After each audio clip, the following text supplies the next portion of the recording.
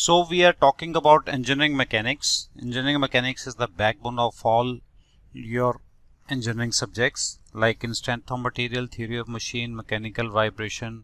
Even in production fluid mechanics, we will be having application of engineering mechanics.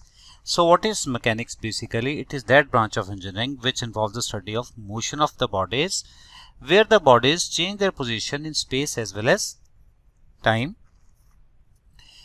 During this study, we consider the bodies to be rigid. Rigid means these bodies do not change their shape and size. And the study of mechanics is further classified into statics, kinematics, and dynamics. Statics is said to be the study of mechanics where the objects are at rest.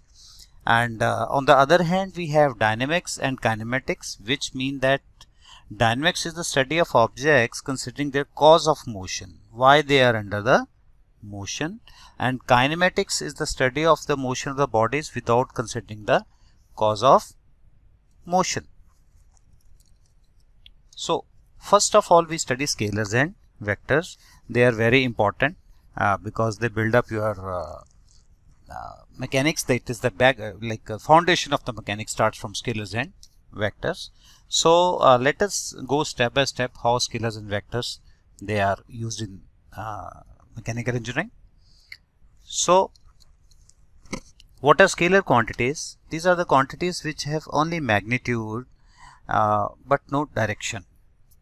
Okay, these quantities which have just magnitude but no direction are called as scalar quantities or simply scalars also.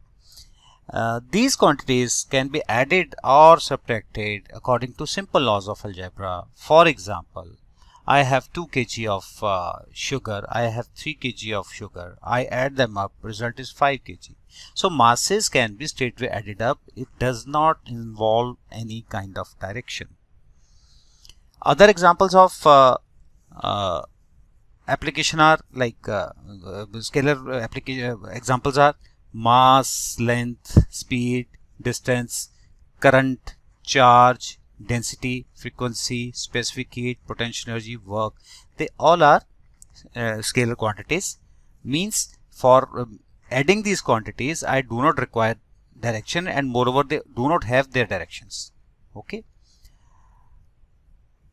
Then we have vector quantities. These are those physical quantities which require for their complete description magnitude as well as specific direction. They are said to be vector quantities or simply vectors. They are added and subtracted according to special laws of vector addition. Means I cannot add them straightway, like there is a velocity of 5 meter per second east direction, we have velocity of 7 meter per second north direction. I can add them up because they have their respective directions also which are perpendicular to each other. So like all these quantities, velocity, acceleration, displacement, force, torque, momentum, they are vector quantities, and I'll be having special ways to add them up. Now to denote a vector, how do we proceed further? Like if we have a vector, I have already told you that vector needs to have magnitude as well as direction, otherwise we cannot signify a vector. So while denoting a vector, what I'll be using, there will be a magnitude, that is the length of the line, and the arrow. Combined they make a vector. Means I can represent this quantity by a vector. On the top of a there is also again a sign which is a vector sign, so this makes a vector. And if I divide put modular sign like 2 lines like this on the both sides of a, it becomes again a scalar, which means a magnitude. Without putting these modulus lines, it is a vector quantity. Okay, so this was the difference between for a scalar and a vector, how it changes. Then we have equal vectors. Vectors are said to be equal when they have same magnitude and direction and represent the same physical quantity. Means the length of arrow should be same, their direction should be same, and both of them they represent the same physical quantity. If I am talking about in the first line that it is expressing velocity, the second one should also express the velocity. Means they are representing the same physical quantity also. Okay, right? So this is vector A, it is parallel to that, that is also vector A.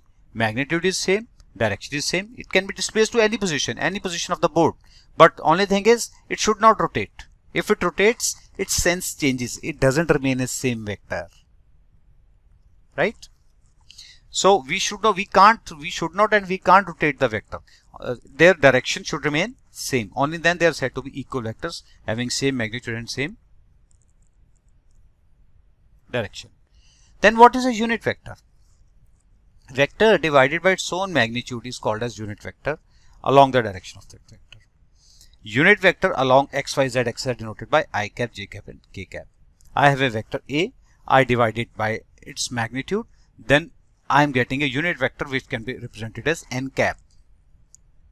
So cap is the sign for unit vector. From vector sign I have shifted to cap sign.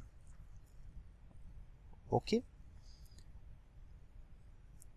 So this is very clear now what is a unit vector. I have x axis, y axis, z axis. I cap is unit vector in x axis. J cap is unit vector in y axis and k cap is unit vector in z axis respectively.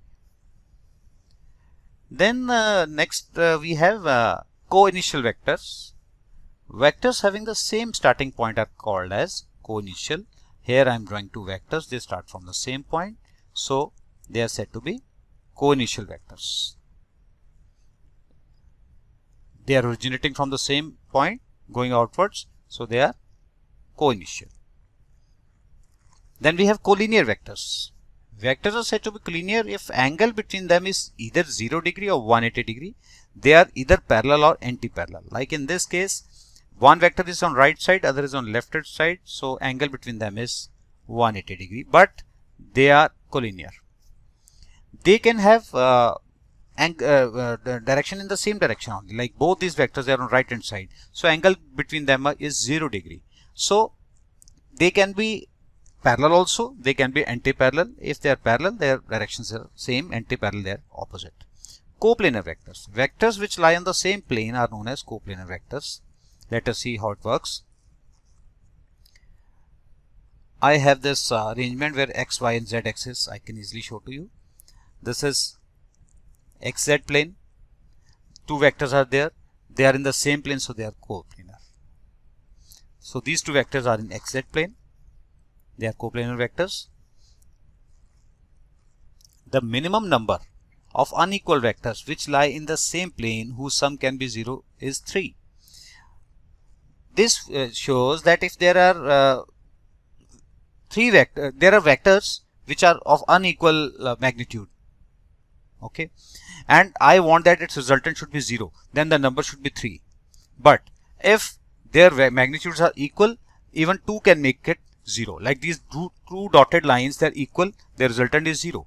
But if I have 1, 2 and 3 vectors, but they are not in equal magnitude, then the number should be minimum 3 vectors to make the result 0. Okay, this is fine.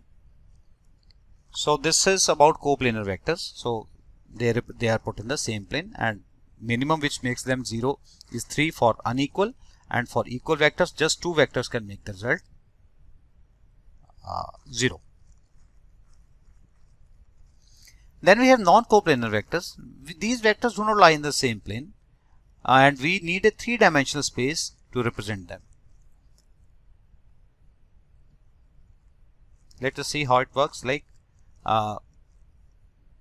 this is again an arrangement I am talking about, like the same way we had in the last slide. So x axis, y axis and z axis I am denoting here. So in this case now, like we said, unequal vectors making 0 was 3 and equal vectors making 0 was 2. Now we have unequal vectors, they are not in same plane. Like these green lines, they are unequal vectors, not in same plane. Its sum cannot be 0. We need a fourth vector so that sum becomes 0. Like 3 vectors will never make a sum 0 if they are not in the same plane. 4 vectors are required to make the sum 0. Otherwise this is not possible. Okay. Then null vector or zero vector. Vector whose magnitude is 0 and direction is indeterminate is called as null or zero vector. Indeterminate means it can go in any direction. It is a point. Its starting and end points are same.